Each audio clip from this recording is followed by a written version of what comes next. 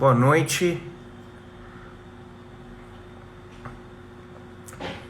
Boa noite a vocês. Mais uma live, eu espero que vocês estejam me ouvindo.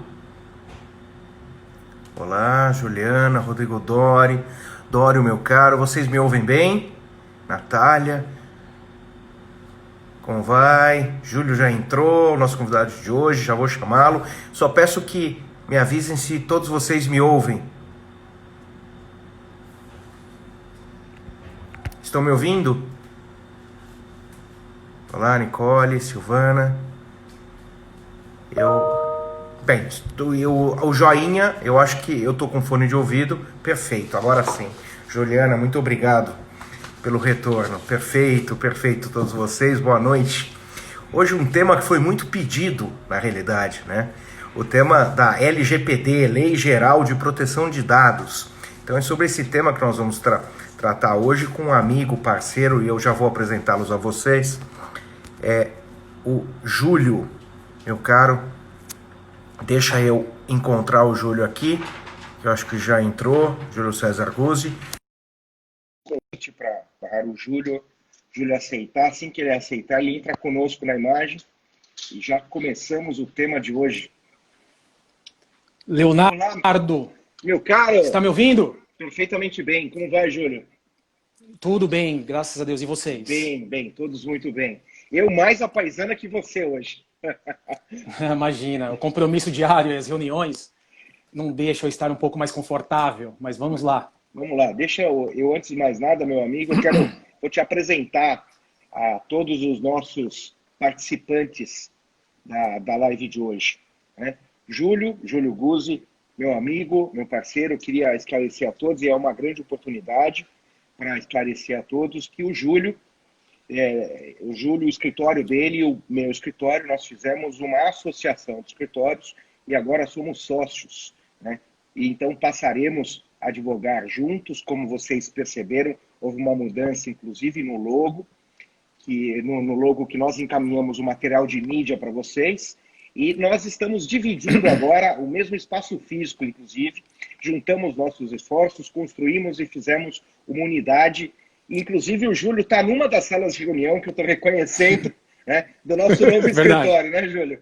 É isso aí. Verdade. Então, é com imenso prazer que eu comunico a todos vocês essa nova sociedade, com o Júlio agora fazendo parte da nossa equipe como sócio, para que nós tratemos de várias questões juntos, inclusive a questão de LGPD. Então, Júlio Guzzi além de ser um dileto amigo, ele é mestre pela PUC de São Paulo, inclusive começou lá o mundo acadêmico, um pouco até por influência minha, né? Se me lembro bem. E agora ele foi mordido por esse bichinho, né? Que é o bichinho do mundo acadêmico, e agora tem escrito bastante. Ele dá aula na condição de professor assistente lá na PUC de São Paulo, que é a nossa casa. Então, Júlio, meu amigo, obrigado por aceitar esse convite. Então, sem mais nenhuma delonga, eu queria te passar a palavra para você se apresentar para todos nós, porque eu fiz uma muito breve apresentação sua, mas a que é mais importante de todas é o fato de nós sermos muito amigos e agora passarmos a advogar juntos em sociedade. Júlio, é sua palavra. Diga um pouquinho de você. Leonardo, agradeço pelo convite inicialmente. Eu tenho acompanhado as suas lives. Infelizmente não consegui acompanhar todas, mas sempre que possível acompanhei. Eu acho que é de grande utilidade e aí aprendizado constante. Todos os temas super interessantes. E, enfim, peço desculpas inicialmente por não ter acompanhado todas. Tá? O que ocorre? Eu estava, até enquanto eu aguardava aqui entrar na live, eu estava pensando como foi realmente, como nós nos conhecemos, quando foi e há quanto tempo, né? Que é o mais assim, o emblemático. Eu estava vendo, foi em 2010 para 2011, salvo engano, e que através de um litígio, né, onde nós estávamos defendendo clientes opostos, e aí acabou nascendo uma amizade. E com isso eu levei 2 aprendizados, né? Na verdade, 3. Primeiro é que nós acabamos fazendo uma composição amigável num processo crítico, vultuoso valor e, enfim, um pouco emblemático. E eu aprendi que foi um excelente acordo, porque depois eu vim ter conhecido, depois eu tive conhecimento, na verdade, que era uma ação de execução e que você já tinha escrito sobre tutela, sobre execução provisória, execução de título extrajudicial, execução civil. Então, neste aspecto, eu posso entender que fiz um excelente acordo. E segundo, o meu, só para esclarecer, eu que fiz um bom acordo porque eu estava pelo devedor. E segundo, né, porque é uma grande chance de eu ter, na verdade, ter que responder nos embargos, né, a execução. Mas, enfim, esse foi um ponto positivo. O segundo, que, na verdade, devo muito a você, ao meu ingresso nesse mundo acadêmico. Você sempre me incentivou, um grande incentivador durante esses anos, né? Trocamos algumas figurinhas antes mesmo de pensarmos em evoluirmos para uma sociedade. A gente trocou bastante figurinha. E terceiro, que você vê, a gente está falando de 2010, 2011, a gente já estava seguindo o espírito conciliador do Código de Processo Civil de 2015 bem antes da sua existência. Verdade. Esse é outro ponto positivo, tá? Pois bem, com essa breve explanação, eu agradeço. Imagina, eu é que agradeço mais uma vez. Então, você já está devidamente apresentado para os nossos amigos que estão nos acompanhando.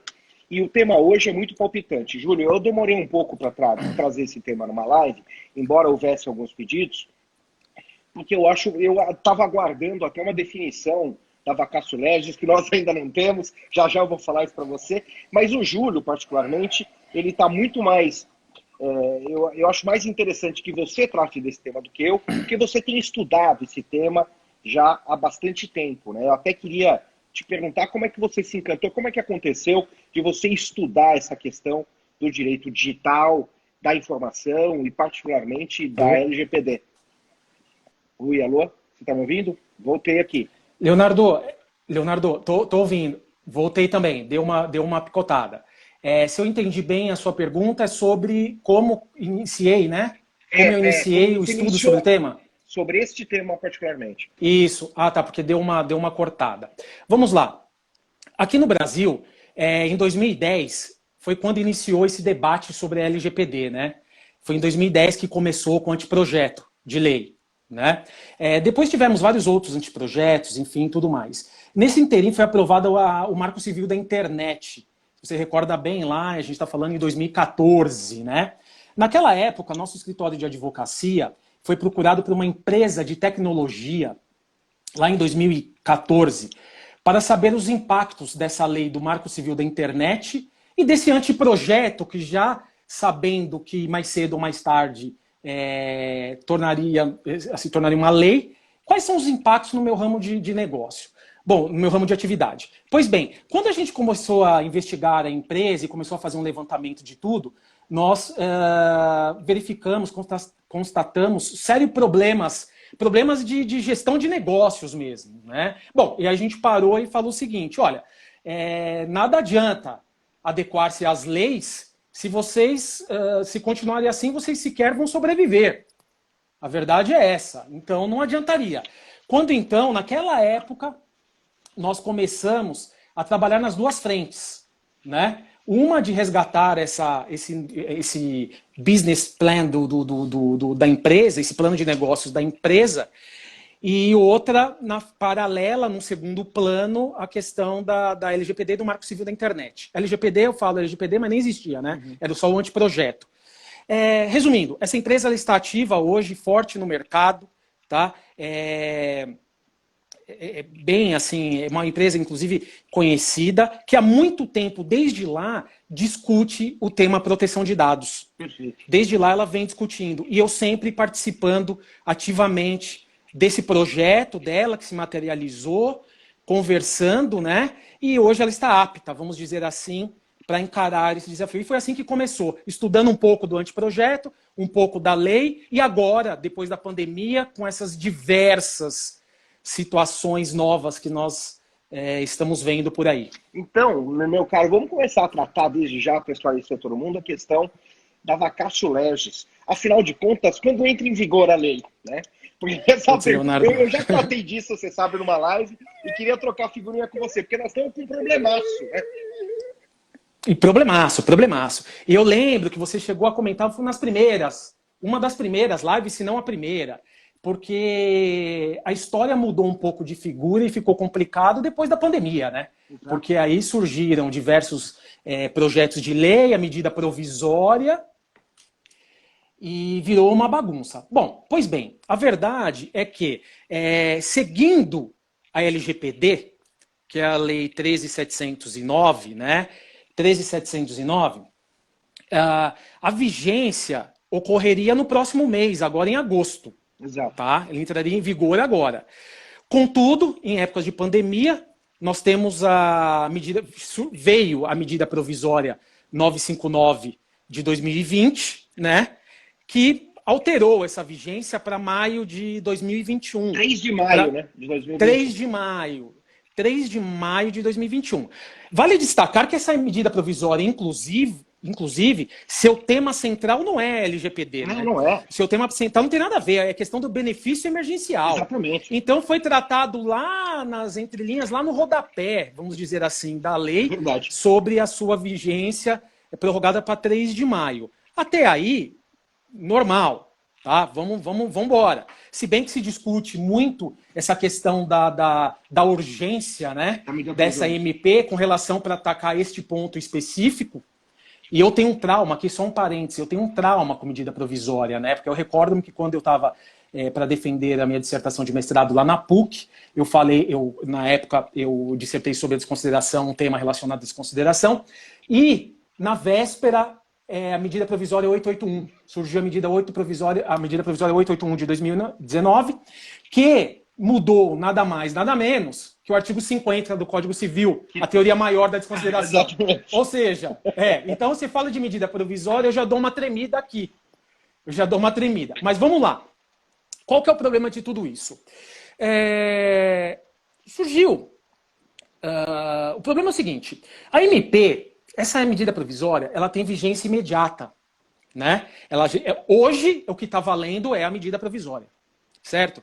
Ela tem um prazo para que seja aprovada de 120 dias, como todo mundo sabe, 60 prorrogáveis por mais 60, né?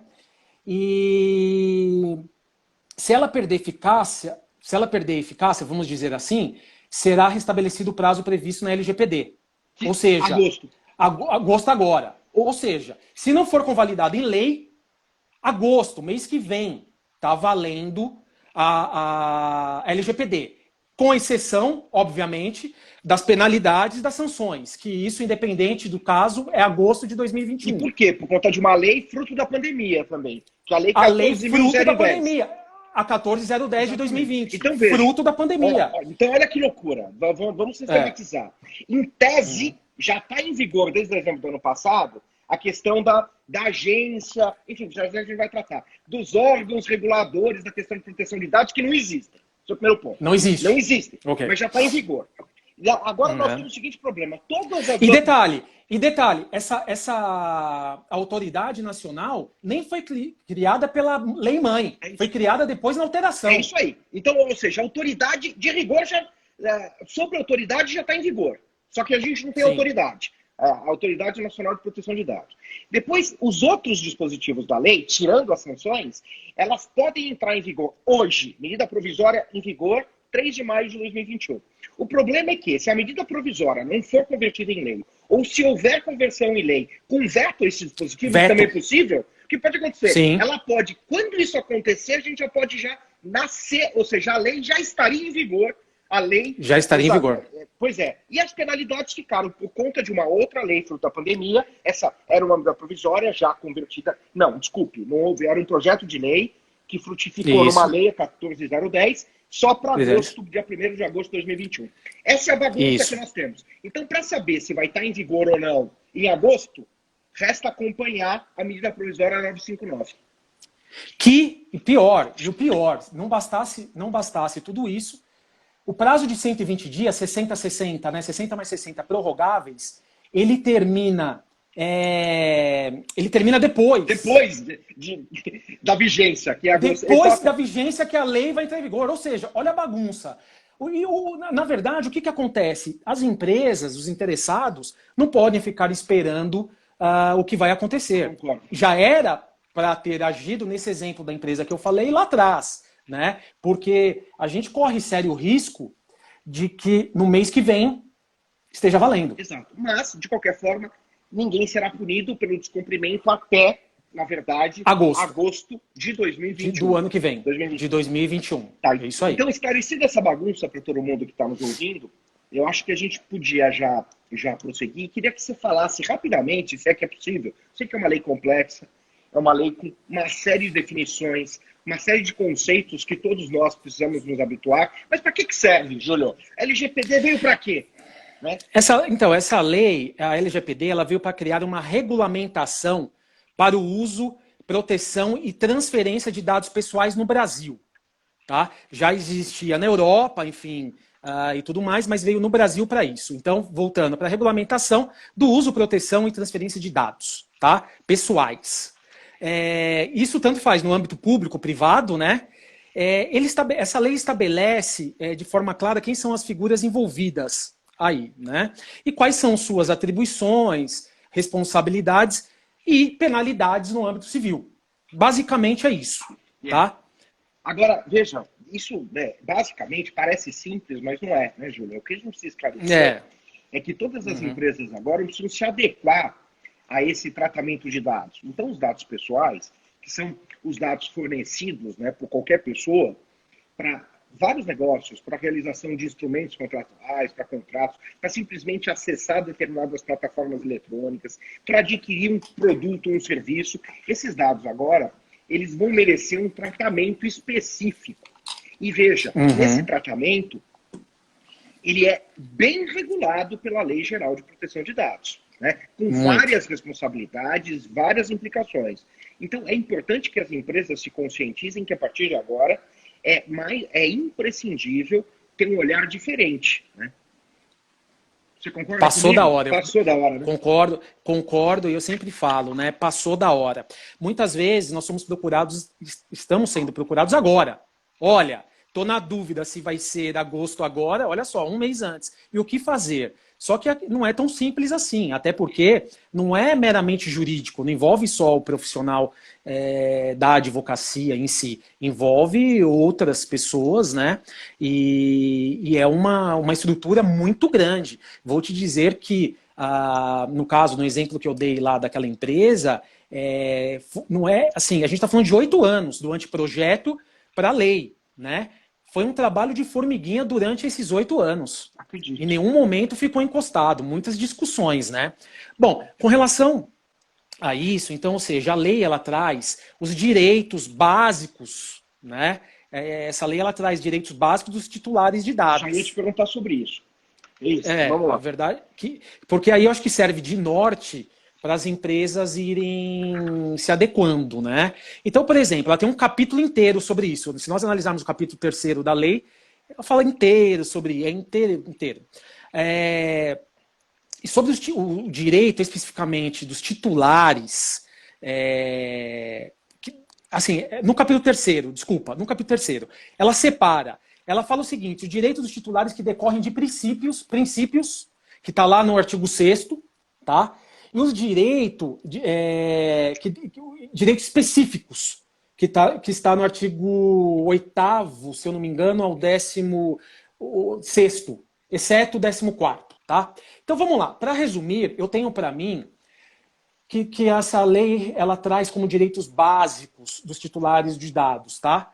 Direito à confirmação à existência de tratamento de acesso a dados. Primeiro. Então, direito à confirmação da existência. Direito à correção de dados incompletos, inexatos ou mesmo desatualizados. Ela tem o direito a isso. Tá? Direito à anonimização. Né? Porque a anonimização é um processo que a empresa tem que ter para tornar aquele dado anônimo. Certo? Direito à portabilidade. Ele pode mudar esses dados de uma empresa para outra, enfim. Direito ao bloqueio ou à eliminação dos dados, certo? Ele tem também o direito de ser informado sobre o compartilhamento de dados pessoais, Ele tem que ser informado sobre isso, né? E o direito à informação e ao consentimento livre. Ou seja, isso é importantíssimo. Ele tem que saber para qual finalidade do uso do seu dado. Isso é um dado importante. Então não é só o consentimento. Não é só o consentimento.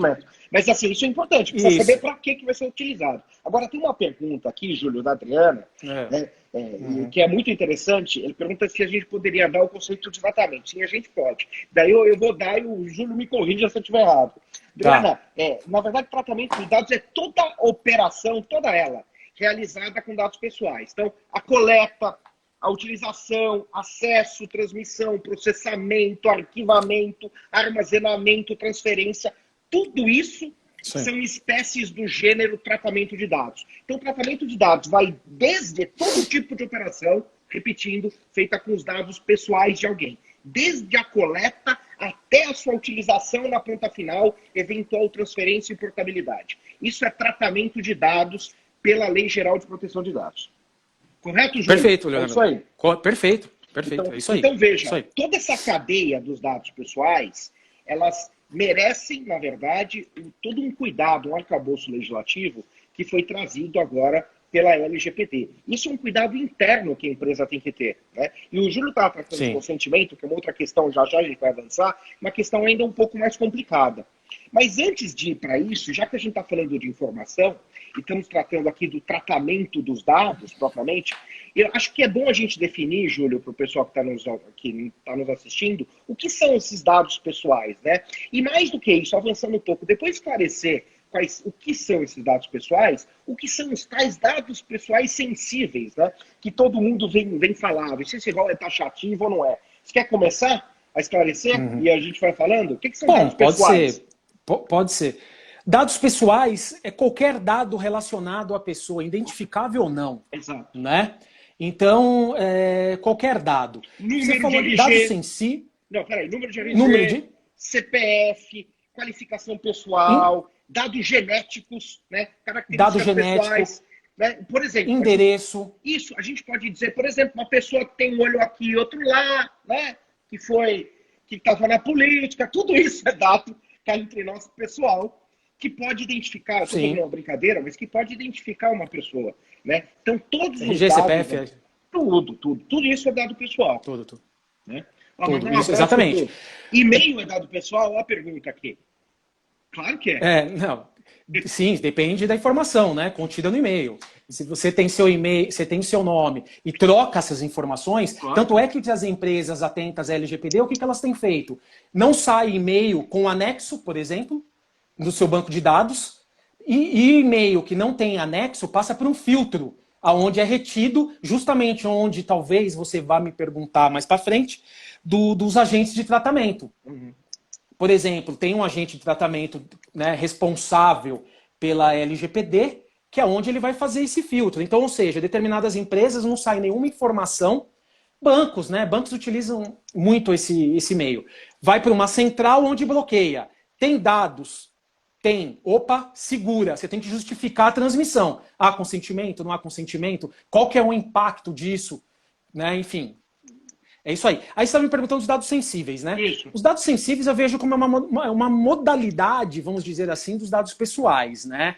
Os dados sensíveis são aqueles relacionados que envolvam, por exemplo, dado pessoal de origem racial, etnia, religião, política, filiação a sindicato, vida sexual, saúde de determinada pessoa, dado genético, enfim, tudo isso é dado sensível.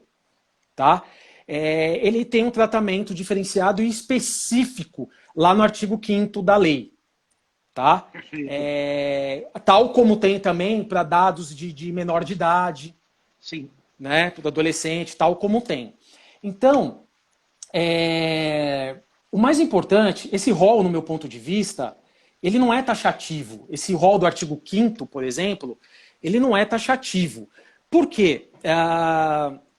Você tem que contar, as empresas, elas têm que verificar a potencialidade discriminatória do dado. Eu concordo. Tá? Não simplesmente, racial. Tá? Vamos imaginar, num dado pessoal normal, sem ser sensível, naquele exemplo que você falou de qualquer dado, né? Há um nome de determinada pessoa, de titular dos dados, e o bairro, da onde ele mora. Esse é um exemplo clássico. E há o bairro apenas. E através dessa informação, consegue-se saber, na verdade, que essa pessoa, você consegue identificar, por exemplo, a sua origem racial, através do bairro que ele mora. Entendeu? Olha só. É possível. Então, olha só. A natureza do dado sensível, por si só, ele não é perigoso ou discriminatório. Você entendeu? Mas o uso dele pode ser. Pode ser. E é isso que a lei visa evitar. Por isso a questão, Por isso a questão dos dados sensíveis. Só fazendo uma complementação, eu concordo com você e acho também, embora seja uma discussão, que esse rol não é um rol taxativo. A lei, a meu ver, traz um rol exemplificativo desses dados sensíveis. Então, por exemplo, hoje em dia, é muito fácil de se entender isso no Brasil. A sua filiação política, por exemplo, é um dado sensível, porque isso pode gerar... Isso pode gerar uma discriminação. Exemplo, o que ocorreu, influência total na campanha dos Estados Unidos. Exato. Exemplo. É verdade. Né? Para você ter uma ideia. Então, veja, algum dado referente à sua saúde. Então, veja, amanhã você tem que ter cuidado, por exemplo, amanhã você sofre de algum tipo de doença. Né? E se isso for divulgado, se isso aparecer, isso pode ser uma fonte de discriminação. Então, esse dado é sensível. Então, veja bem, na realidade, o que nós vamos avaliar no tratamento do dado é a potencialidade de eventual discriminação na má utilização do dado. E aí sim, para enquadrar ou não como sensível. E aí concordo com você, perfeitamente. Agora, você falou de outro ponto que eu acho bastante interessante a gente tratar, que você falou em agente de tratamento. Então, vamos explicar quais são os agentes, né, de tratamento que a lei traz, agentes de tratamento de dados, né, e qual a função deles? Podia explicar um pouquinho para a gente? Vamos lá. Pela lei, nós temos somente 2 agentes de tratamentos, tá, de dados. O controlador e o operador. Muita gente acaba confundindo e coloca também o encarregado, né, o encarregado de proteção de dados nesse cenário. Mas, uma interpretação literal da lei, eu não vejo o encarregado como um agente de tratamento. Então, nós temos assim o controlador, a quem compete todas as decisões referentes ao tratamento de dados. Certo? Ou seja, quem manda é o controlador. O operador, ele compete essa realização do tratamento de dados em nome do controlador. Seguindo as ordens, determinações do controlador. Seguindo as ordens do controlador, certo? E tem, não como agente de tratamento de dados, mas já que eu toquei nesse assunto, há o encarregado, né?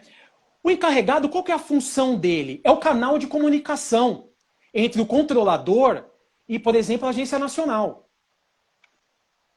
Você está me ouvindo bem? Eu estou perfeitamente bem. Tá bom, perfeito. Deu uma tremida. Mas vamos lá. Então, o encarregado, ele atuará também atua em nome do controlador, né? E ele serve como que um canal de comunicação entre ele e a Autoridade Nacional de Proteção de Dados. É isso que vai... mas isso o que impacta? Impacta bastante na questão da responsabilidade. Você entendeu? Então, por exemplo, a gente parte de uma premissa que o controlador, ele tem responsabilidade ilimitada. Né? O controlador. O operador, já não. Ele pode ter uma responsabilidade ilimitada, a depender da sua contratação com o controlador. Né? Então, não podemos esquecer também que com esse viés, a responsabilidade de ambos pode ser solidária, a depender do caso. Tá? Não estou descartando a responsabilidade solidária. Pode. Então, por exemplo, se o operador ele não seguir uma determinação do controlador, ele vai e não faz o tratamento de dados como deveria, a pedido do controlador, ele tem responsabilidade. Certo? Então, seria uma responsabilidade solidária. Basicamente é isso. O encarregado ele não vai responder. Oi, desculpa. Oi? Não, o encarregado ele não vai responder. Tá, nessa hipótese não. Olha, vamos lá. Não. Ele até pode, eventualmente, do que ele fizer, mas em princípio não. Certo? Sim, sim, direto. Isso, exatamente. Perfeito. Tem uma pergunta aqui, né, das sanções, né, que a lei traz sanções pecuniárias e pergunta também traz sanções penais, né, que se serão automáticas essas sanções penais do depende da provocação da parte. Bem, o grosso das sanções, pelo que eu me lembro, o Júlio pode me corrigir se eu estiver errado, são de natureza civil pecuniárias, né? Então Sim. você tem advertência no primeiro momento, né? Aí inclusive com uma advertência com adoção de medidas corretivas, você tem multas, né? E a multa aqui pode ser Multa. muito pesada, tem um limite no total que Até 50 milhões. milhões de reais por infração, né? Por infração. Por infração. Então, você tem multa diária com aquela finalidade de compelir a parte, inclusive, a resolver a questão, né, do vazamento, da má utilização do dado. Enfim, tem várias coisas, bloqueio dos dados, publicização dessa infração, enfim, né, eliminação dos dados pessoais. Tem uma série de medidas, mas essas medidas, só para não assustar quem está nos ouvindo, elas vão entrar em vigor depois e haverá, até aí, agosto do ano que vem, bastante tempo para as empresas, creio eu, se adequarem e evitar Ajustarem. ajustar isso É e isso aí. evitar esse tipo de sanção, né? Então, vamos lá. Um ano é um bom tempo. Um ano, né? Um ano, bom tempo. De agosto até agosto de 2021, tem tempo. O André aí fazendo um elogio ao Júlio, grande advogado. Concordo, André. Então, compartilho da mesma opinião. Vamos lá. Então voltando aqui. Então, nós já tratamos um pouquinho da vacatio legis, falamos só já um pouquinho do panorama geral, dos direitos básicos, né, dos titulares de dados. Explicamos o que é, na verdade, o dado pessoal. A questão dos dados sensíveis, explicamos também que no nosso entendimento, e aqui concordamos, esse rol de dados sensíveis não é taxativo. Você explicou um pouquinho da função dos agentes de tratamento de dados. E aí te faço uma pergunta ainda, antes da gente avançar, com relação aos agentes de tratamento de dados. Esses agentes podem ser internos da empresa. A empresa ela pode determinar ou ela pode contratar isso de forma externa, Júlio? Explica pra gente isso. Não, pode, Leonardo. Pode ser interno, especializado, inclusive contratar terceiro especializado. Tá? A lei não tem nenhum impedimento com relação a isso. Pode sim. O que a gente tem visto na prática, que eles acabam contratando, as empresas acabam contratando um terceiro especializado. Para as duas, tá? Para que função? Para as duas? Para a função, vamos dizer assim, do encarregado. Do encarregado. Né? Eles colocam geralmente um operador interno, certo? Que vai monitorar toda essa operação em nome do controlador, mas colocam um encarregado que vai atuar como esse canal. E aí, eles, em sinergia, o operador com o controlador, que dão a mando, o operador com o encarregado, a mando do controlador, que dão vazão aí a esse tratamento. Entendi, mas não há nenhum impedimento mesmo, é isso que eu queria deixar claro para todo mundo, de as empresas se valerem de terceiros, inclusive para essas figuras, para esses agentes de tratamento de dados. Até acho, Júlio, é uma impressão pessoal, que isso é um nicho de mercado que vai se abrir. Muito bom. Né, um nicho de mercado para as pessoas atuarem, na verdade, nessas figuras trazidas pela LGPD. Né? Não sei se você tem a mesma impressão que eu, mas pelo visto tem. A mesma visão. Tá perfeito. A mesma visão. Perfeito. Agora, vamos lá. Eu acho que a gente podia prosseguir um pouquinho, porque tem uma questão que você já trouxe, que é a questão do consentimento. Né? O consentimento do titular dos dados pessoais. E aqui eu tenho uma questão, porque, veja, claramente a lei traz a necessidade do consentimento. Agora, de que forma, né?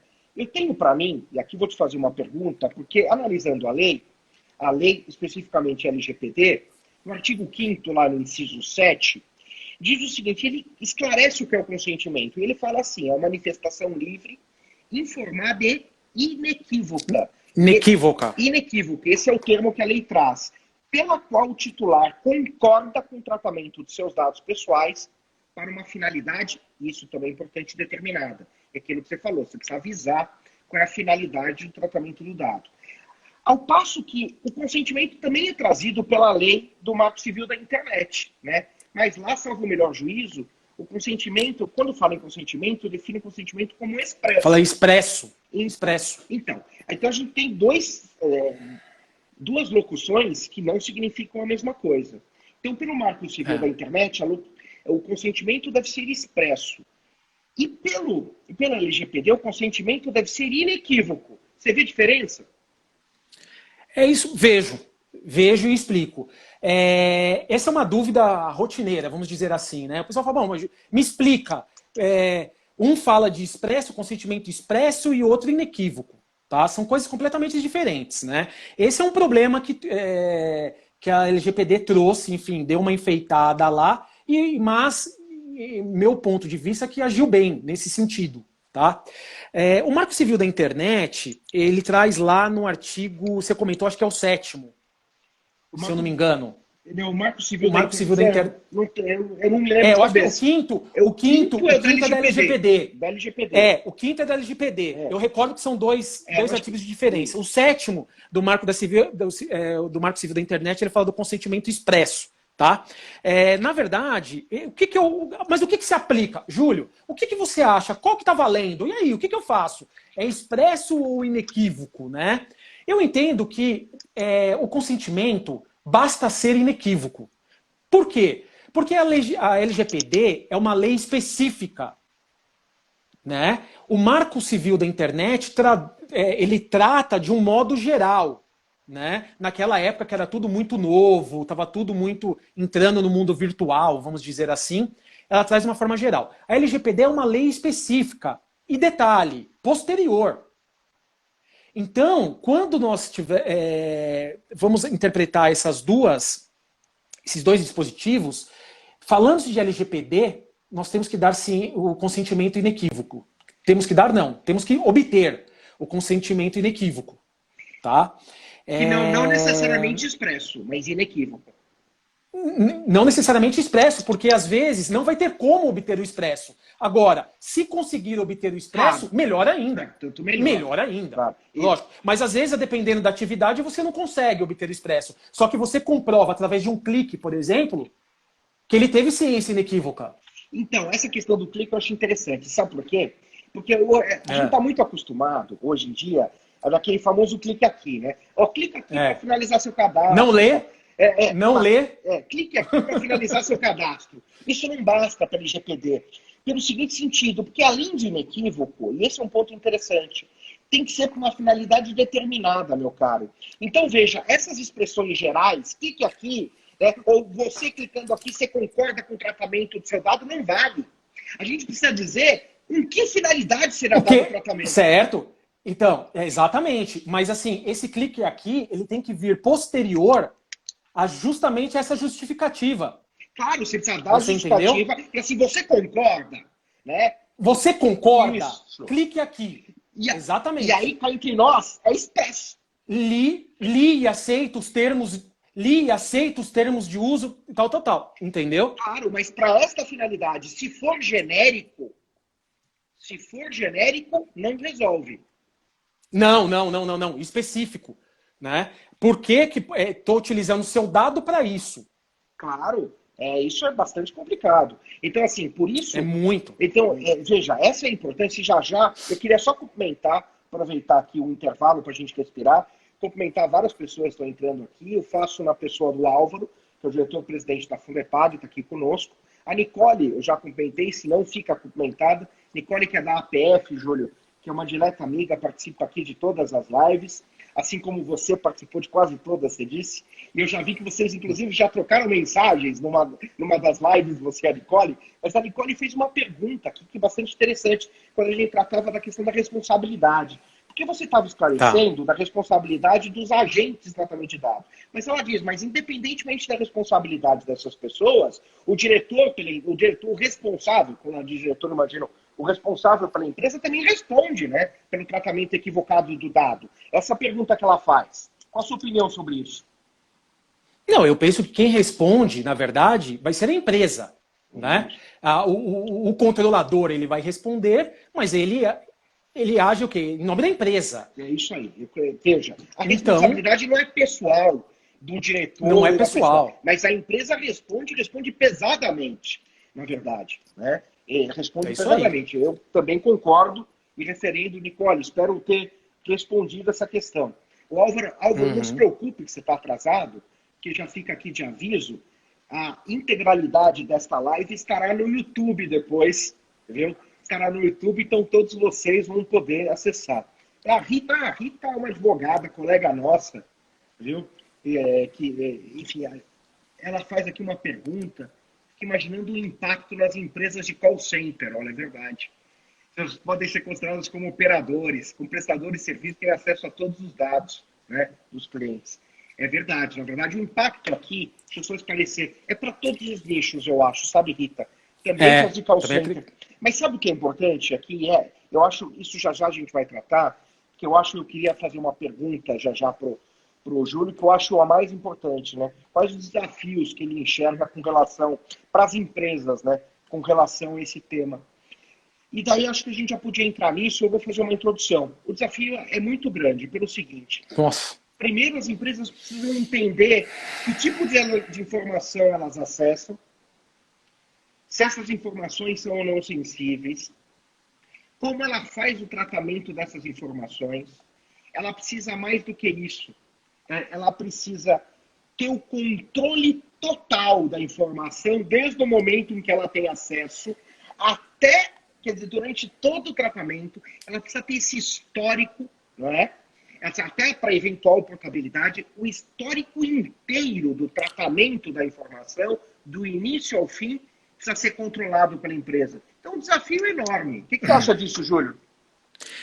Eu penso como você, Leonardo, eu compartilho. São inúmeros os desafios, tá? Não dá nem para nós colocarmos aqui numa lista específica, mas vamos lá.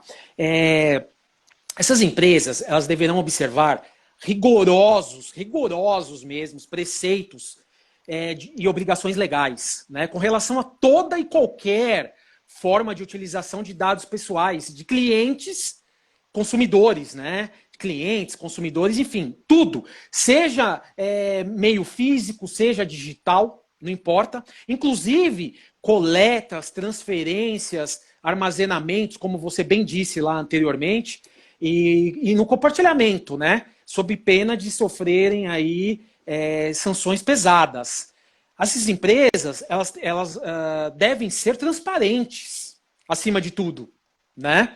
Elas têm que ser transparentes, justificando, como a gente disse anteriormente, a razão pela qual elas necessitam valer-se daqueles dados pessoais. Uhum. Justificando, né? E aí surgem diversos desafios para. Olha essa pergunta que Tá cortando? interessante, não? Júlio, eu estou te cortando mesmo, mas Imagina, porque imagina. eu achei muito interessante, extremamente interessante essa pergunta da Aninha aqui. No caso de RH, olha só, o RH possui todos os dados, inclusive histórico de saúde de funcionários. Então, como prevenir quando transmitimos, que ela faz parte do RH, então, né, quando ela transmite os dados para outras empresas para aquisição de benefício? Olha que coisa interessante. Então, ela transmite todos esses dados para uma empresa terceira. E aí, Olha que interessante. Então, vários, e aqui tem informações sensíveis. Sim, mas vamos lá. Não podemos ter uma interpretação dessa lei de forma isolada. Essa lei ela conversa com diversas outras. Por exemplo, aí no caso nós estamos falando do contrato de trabalho. Não é isso? Ou seja, mais uma preocupação, mais um desafio para as empresas. Ou seja, adequar o contrato de trabalho dos seus funcionários. E não só isso, na hora de transmitir, para contratar um benefício, rigoroso, se você não quiser correr risco, você precisa, em tese, comunicar, ou no contrato de trabalho precisa ter Sim. No contrato, você está dizendo, no contrato de trabalho precisa ter uma cláusula que diga que, eventualmente, você pode, para esta finalidade, para essa finalidade, concessão de benefício para essa. Então, ou seja, eu falei contrato de trabalho para ser um pouco mais prático e falar, olha, vamos mudar o contrato de trabalho, adequar o contrato de trabalho e a partir de então está valendo. Melhor do que você parar, caso a caso E e fazer uma fala, bom, autorização. vamos justificar. A gente está pensando numa visão de uma empresa macro, né, com diversos funcionários. Então elas vão ter vai Claro, ter que se adequar. mas se não houvesse a previsão expressa no contrato de trabalho, precisa de autorização específica. Precisa de autorização específica. Então, Aninha, Precisa. veja só, esse é o cuidado que precisa tomar.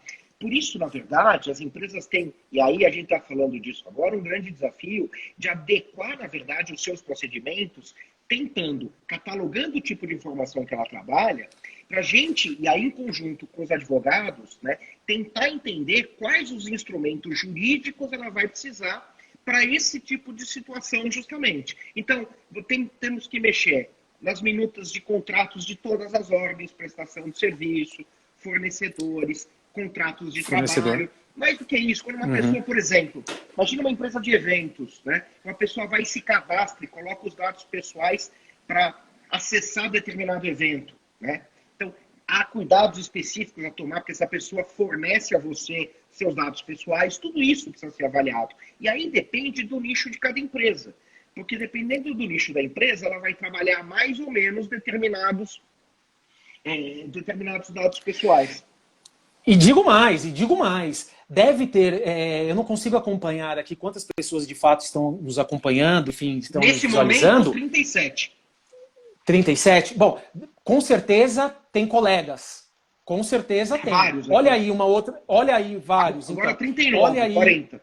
Então, cumprimento todos. E olha aí já um desafio para nós, advogados. Nos nossos contratos de prestação de serviços, Isso. nós também estamos aí, temos que encarar essa lei como desafio. Então não adianta. Isso é uma coisa que a gente tem feito aqui no escritório, obviamente ajustando nossos contratos, mas serve para todos os advogados também. Olha, eu vou dar um exemplo tosco que a gente brincou outro dia, só para vocês que estão nos ouvindo entenderem. Imagina o seguinte, é muito comum entre colegas, você fala, pô, Leonardo, você já fez um contrato assim, assado? Já fez negócio? Já fiz. Ó, tô te mandando aí, dá uma olhada. E às vezes você manda sem cuidado com os dados do seu cliente. Olha só que coisa, com os dados do seu cliente para um outro colega, para ele ver um modelo, por exemplo, de algo que você fez. Não pode. Pela LGPD, você precisa tomar cuidado com esses dados. Você não pode Exatamente. encaminhar, né? Vamos ter que solicitar esse consentimento dos nossos contratos. É o que não faz Enfim, sentido. vamos ter que justificar. Não, esse não tem. Esse não tem justificativa, lógico. Mas a determinado momento, até porque a gente recebe. Antigamente, a gente recebia como? Meio físico, né? Fazíamos a reunião no escritório, a pessoa vinha com o seu RG, tirávamos cópia, enfim, tudo mais. Hoje é tudo PDF. Manda PDF, manda e-mail, vem, dispara, manda, vem, copia. Não é verdade? Então, assim, a gente tem que ter essa cautela também como advogado. Mas voltando à pergunta, como é que a gente está de tempo aí? Não, a gente tem ainda mais 12 minutos. Tá. Olha, e a Nicole tem umas perguntas complicadas aqui, Júlio. Você viu essa aqui, ó? Qual o cuidado que a gente tem que ter para mandar um mailing para mais de 4.000 nomes? Olha só. Formado ao longo de 10 anos de trabalho. Olha que loucura. Quais os cuidados? E números, Nicole? Depois a gente tem que sentar e conversar sobre isso especificamente. 4.000 nomes, mas você vai mandar mailing, né? Sabe? Você imagina. Olha só. Precisa tomar cuidado para... É complicado.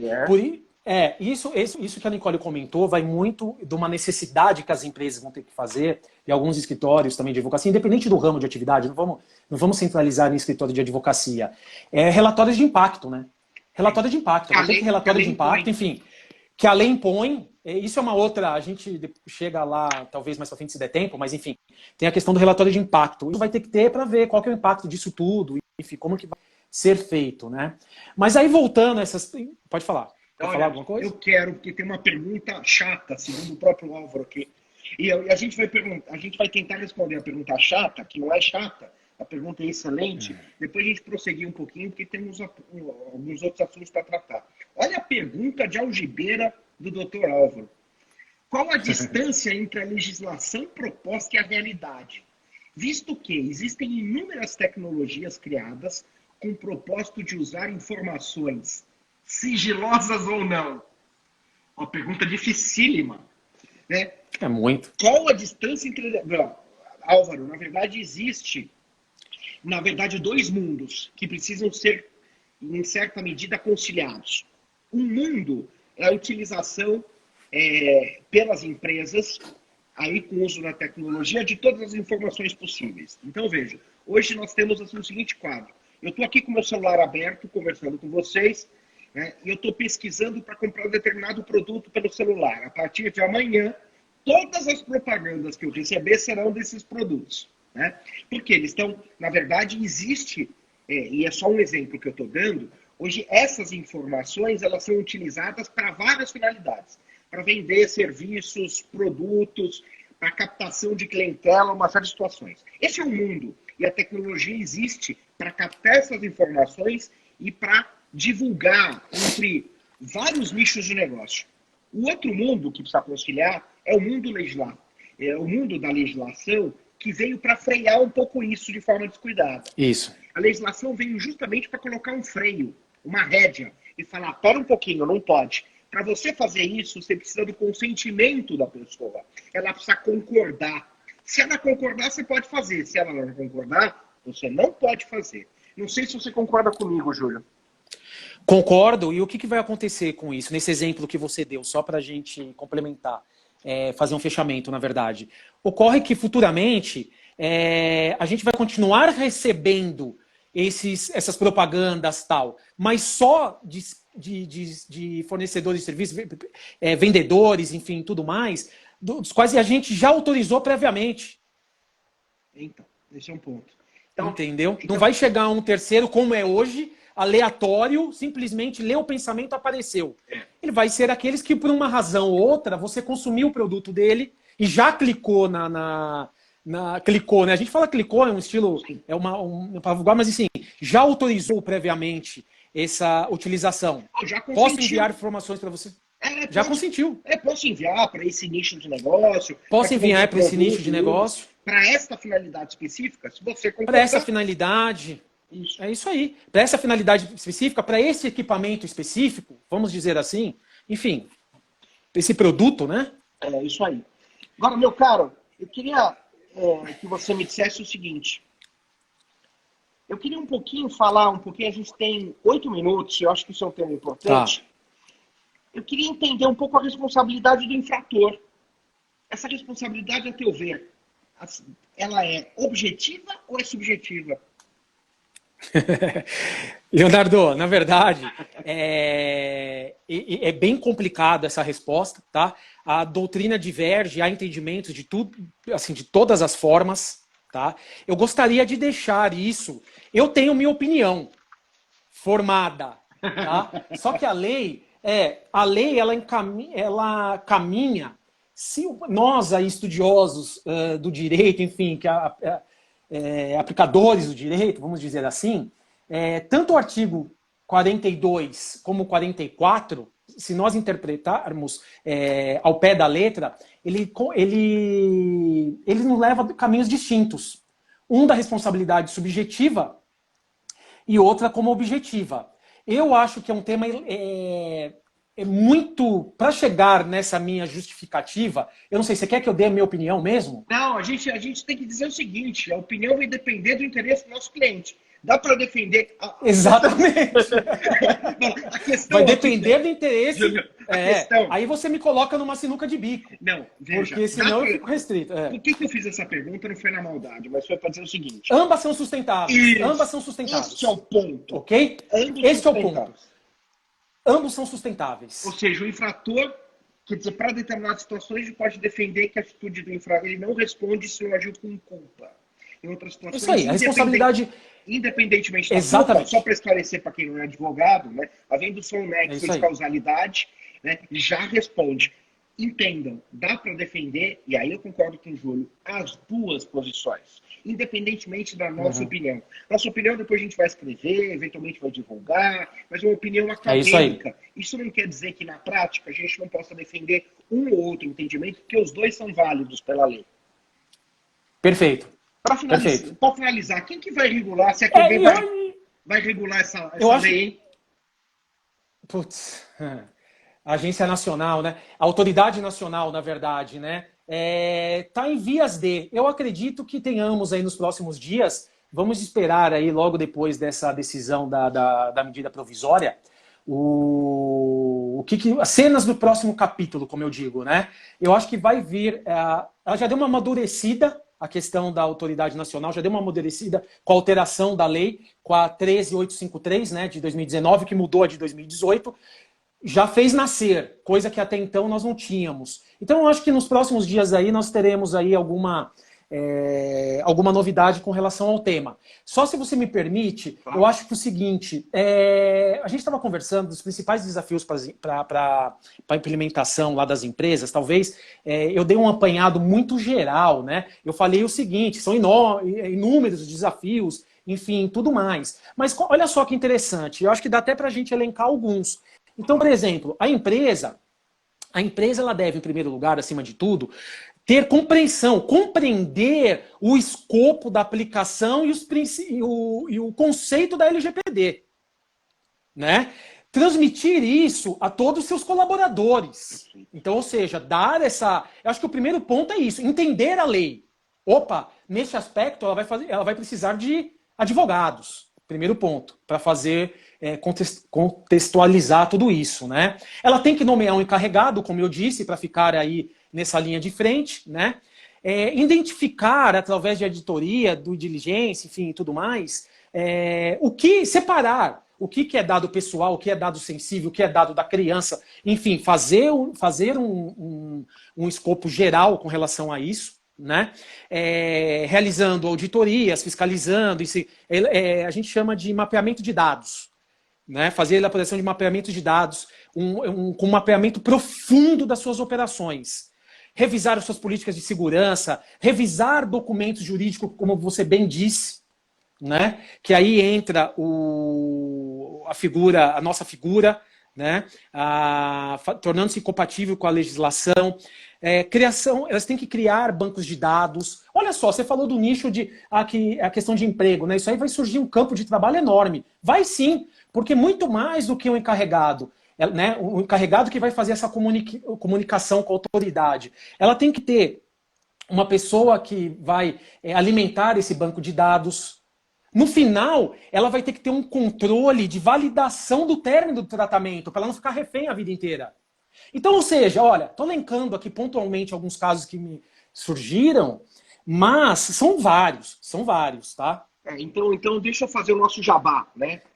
Então deixa eu aproveitar então, que você está falando. Nós criamos um material, nós estamos agora e vamos disponibilizar para todos os nossos clientes em sistema de e-book ou de PowerPoint, demonstrando claramente quais são esses conceitos, e nós já vamos começar com um cliente que está aqui presente, inclusive, nós vamos lá fazer uma palestra pouco jurídica, né? Ou seja, mais pouco técnica, mas no sentido de esclarecer quais são os fundamentos da lei, para que todos os colaboradores, isso é importante, entendam o espírito, justamente como você falou, e entendam quais são os dados que eles trabalham para poder disponibilizar para a gente, em feedback, poder criar os instrumentos jurídicos adequados para a salvaguarda dessas empresas. Nós já temos esse material, vamos disponibilizar e estamos à disposição também para fazer essas palestras, digamos assim, esclarecendo os nossos clientes dos pontos que nós reputamos importante. Júlio, nós temos 1 minuto e 40 segundos para acabar. Queria, então, te dar a palavra para você se despedir dos nossos